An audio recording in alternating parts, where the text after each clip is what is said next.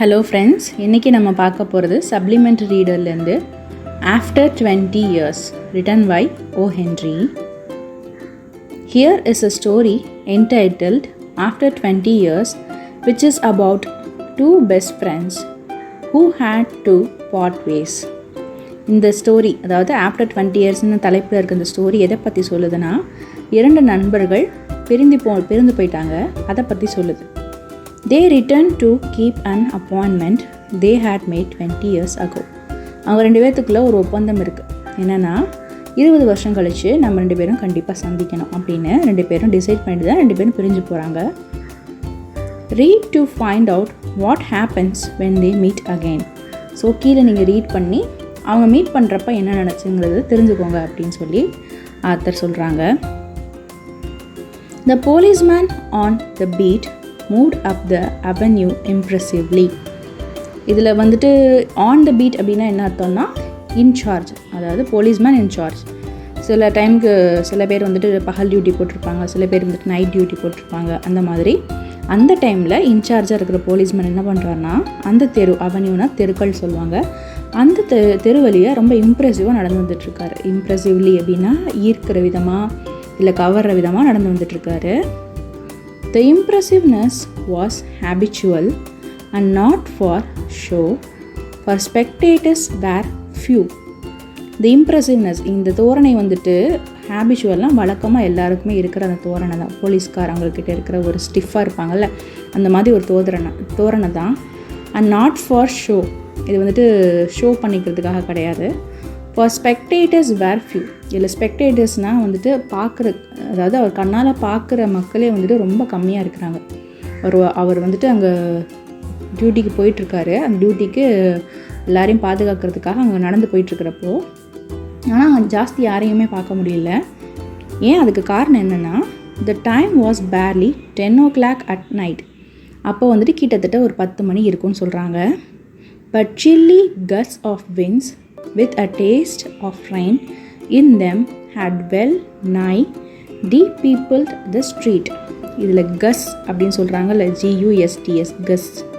அது அப்படின்னா என்ன அர்த்தம்னா ஸ்ட்ராங் விண்ட். கஸ்ட்ஸ் அப்படின்னா ஸ்ட்ராங் விண்ட். அந்த டைமில் என்ன பண்ணுதுன்னா, நல்லா மழை பெய்யுது. அந்த மழையின் காரணமாக நல்ல குளிர்ந்து காற்றடிக்கும்ல, மழை பெஞ்சதுக்கப்புறம் எப்பயுமே நமக்கு ஒரு குளிர் காற்றடிக்கும்ல, அந்த குளிர் காற்று அடிக்குது. அது காரணமாக தான் கிட்டத்தட்ட அங்கே இருந்த மக்கள் எல்லாமே இல்லாமல் இருக்கிறாங்க. நான் மழை பெஞ்சிருச்சுன்னு சொல்லிட்டு அவங்க வீட்டுக்கு போயிருந்துருப்பாங்க. ஸோ அதிகமான மக்கள் பார்க்க முடியல. என் நை அப்படிங்கிறது கிட்டத்தட்ட ஆல்மோஸ்ட் சொல்லுவாங்க. டி பீப்புள்டு அப்படின்னா, பீப்புள் அப்படின்னா மக்கள், டி பீப்புள் அப்படின்னா மக்களற்ற. ஸோ மக்களற்ற தெருக்களாக அது காணப்படுதுன்னு சொல்கிறாங்க. Trying those as he went. Trying தோஸ்ன்னு என்ன சொல்கிறாருன்னா, நம்ம போய் செக் பண்ணுவாங்கள்ல, அங்கங்கே போய் செக் பண்ணுவாங்கள்ல, எல்லாம் கரெக்டாக இருக்கா, ஏதாவது ப்ராப்ளமேட்டிக்காக அது இங்கே ஏதாவது நடக்குதா அப்படின்னு சொல்லிட்டு, அந்த மாதிரி எங்கெங்கே போகிறோம் அங்கெல்லாம் வந்துட்டு செக் பண்ணுறாரு. Twirling his club with many intricate and artful movements. Twirling அப்படின்னா சுழற்றுதல், கிளப் அப்படின்னா ஜென்ரலாக சொல்லுவாங்க, கிளப்னா மென்ஸ் கிளப், விமென்ஸ் கிளப் சொல்லுவாங்க. அந்த மாதிரி கிளப் இல்லை. இந்த கிளப்புங்கிறது உடன் கிளப், ஒரு தடி மாதிரி கையில் வச்சுருப்பாங்கல்ல, அதுதான் கிளப். இப்போ நீங்கள் கூகுளில் சர்ச் பண்ணி கிளப் வெப்பன் போட்டிங்கன்னா அது ஒரு மாதிரி தடி மாதிரி காட்டுவாங்க. அந்த மாதிரி ஒரு கிளப்பை எடுத்துகிட்டு சுழற்றிக்கிட்டே போகிறார். வித் மெனி இன்ட்ரிகேட்னா சிக்கலானன்னு சொல்லுவாங்க, டிஃபிகல்ட்டி அப்படின்னு சொல்லுவாங்க, சிக்கலான. அண்ட் ஆர்ட்ஃபுல் மூமெண்ட்ஸ், நம்ம படத்துலலாம் பார்த்துருக்கோம்ல, போலீஸ் வந்துட்டு கம்பு சுற்றுவாங்க, அது வந்துட்டு கொஞ்சம் நல்லா பார்க்கறதுக்கு ஸ்டைலாக இருக்கும். அந்த மாதிரி சுற்றிக்கிட்டே போகிறாரு. Turning now and then to cast his watchful eyes around the Pacific thoroughfare. அப்படி சுழற்றிக்கிட்டே என்ன பண்ணுறாருனா, இந்த பக்கமாக அந்த பக்கமாக திரும்பி பார்க்குறாரு. இதில் அடவுன் அப்படின்னா கீழே, பசிபிக் அப்படிங்கிறது அமைதியாக, தரோஃபேர் அப்படின்னா ஒரு ஏரியா, ரெண்டு ரோடையும் சேர்க்கும்ல ஒரு ஏரியா. இந்த ஏரியா ஃபுல்லாக அவர் என்ன பண்ணுறாருனா, நடந்துக்கிட்டே அந்த கம்பை சுற்றிக்கிட்டே திரும்பி பார்க்குறாரு, என்ன நடக்குது அங்கே, என்ன ஏது நடக்குதுன்னு சொல்லிட்டு செக் பண்ணிகிட்டே போகிறாரு. With the officer with his stalwart form. இந்த ஆஃபீஸரை பற்றி, இவரோட அட்டையரை பற்றி இப்போ டிஸ்கிரைப் பண்ணுறாங்க. அட்டையர்னால் அவரோட தோற்றம். இந்த ஆஃபீஸர் எப்படி இருக்கான்னா, ஸ்டால்வார்ட் ஃபார்ம்னால் ரொம்ப சின்சியராக நேர்மையாக இருப்பாங்கள்ல, அந்த மாதிரியான ஒரு போலீஸாக இருக்கக்கூடிய ஒரு அட்டையர் வந்துட்டு அவர்கிட்ட இருக்குது.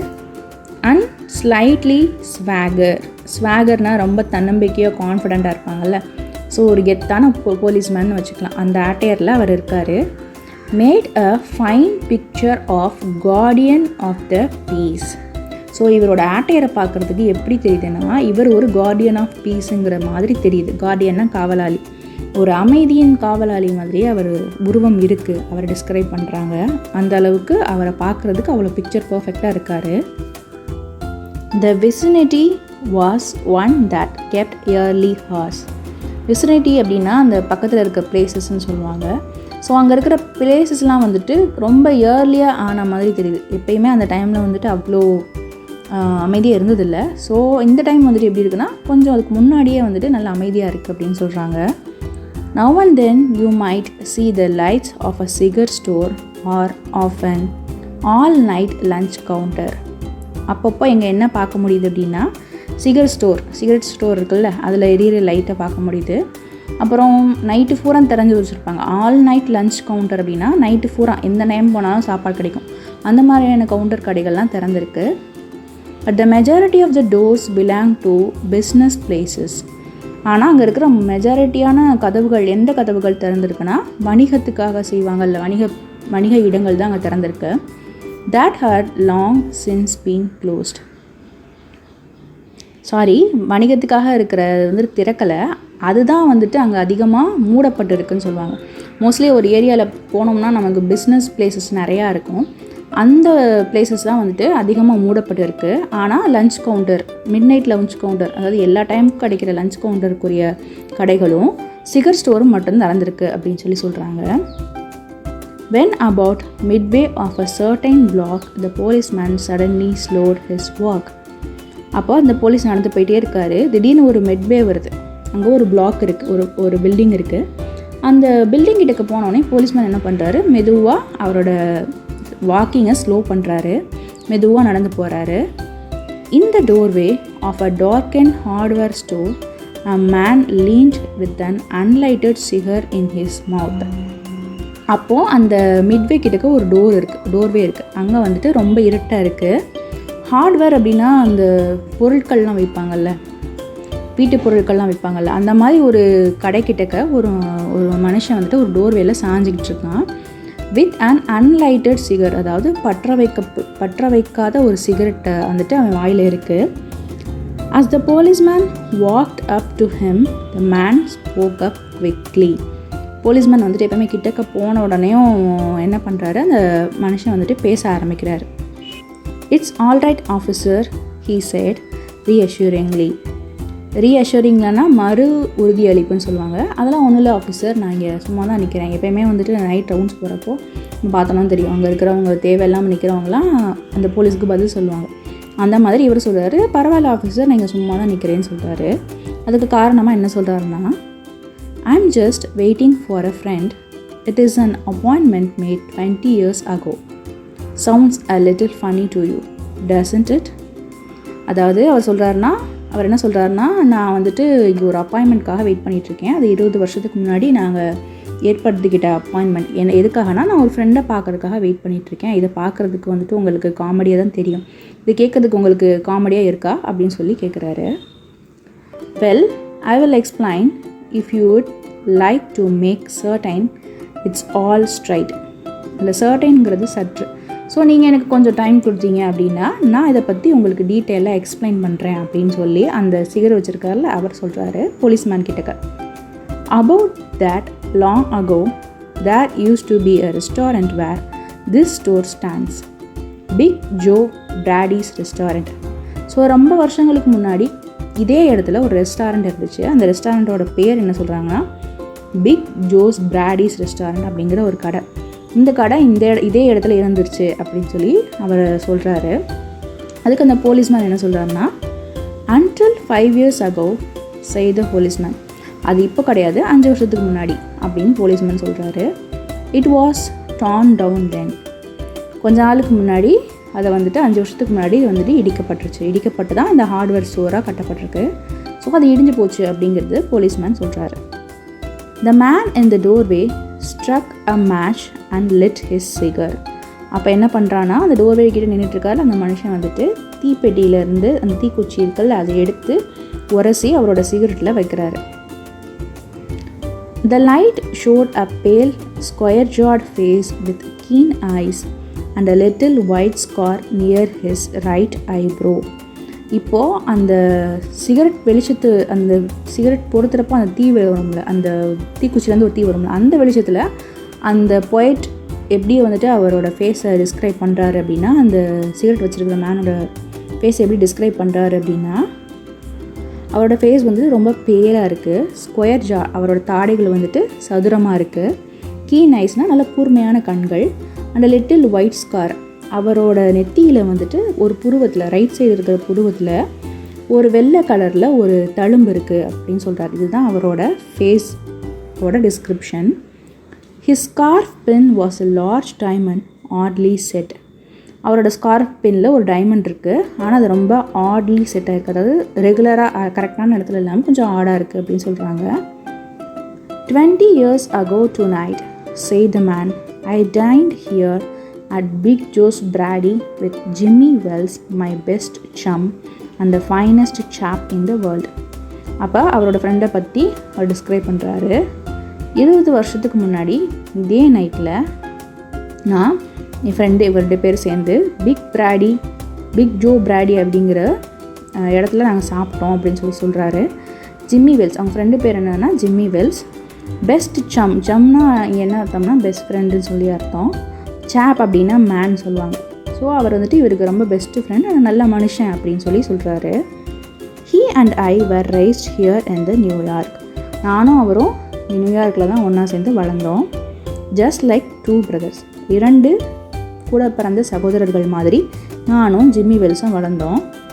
I was 18 and Jimmy was 20.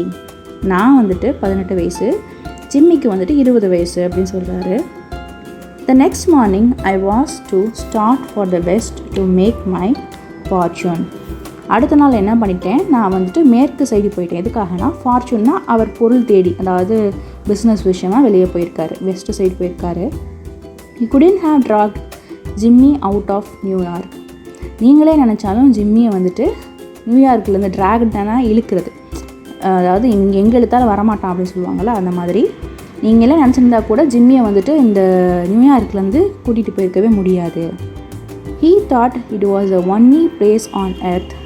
Well, we agreed that night that we would meet here again exactly 20 years from the date and time, no matter what our conditions might be or from what distance we might have come to.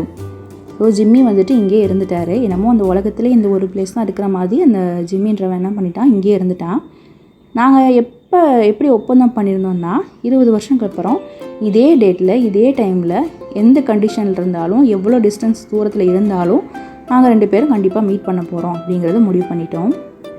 We figured that in 20 years each of us ought to have our destiny worked out and our fortunes made, whatever they were going to be. அந்த 20 வருஷத்தில் நம்ம 2 பேருக்குள்ளே என்ன விதியாக இருந்தாலும் சரி, நம்ம என்ன எவ்வளோ பணத்தை நாங்கள் சம்பாதிச்சிருக்கோம் அப்படிங்கிறத எல்லாத்தையும் கடந்து எதுவாக இருந்தாலும் நாங்கள் 2 பேரும் மீட் பண்ணுறதா நாங்கள் முடிவு பண்ணியிருந்தோம் அப்படின்னு சொல்லி அந்த சிகரெட் வச்சுருக்காருல அவர் சொல்கிறார். It sounds pretty interesting, said the policeman. இது கேட்கறதுக்கு ரொம்ப இன்ட்ரெஸ்டிங்காக இருக்கே அப்படின்னு போலீஸ் சொல்கிறாரு. Rather a long time between meets, though it seems to me. Haven't you heard from your friend since you left? So இது வந்துட்டு ரொம்ப நாளுக்கு அப்புறம் நீங்கள் மீட் பண்ணுற மாதிரி இருக்குது அப்படி தான் எனக்கு தெரியுது. ஆனால் அதுக்கு முன்னாடி உங்கள் ஃப்ரெண்டை பற்றி நீங்கள் எதுவுமே கேள்விப்படலையா அப்படின்னு சொல்லிட்டு அந்த போலீஸ்மேன் கேட்குறாரு.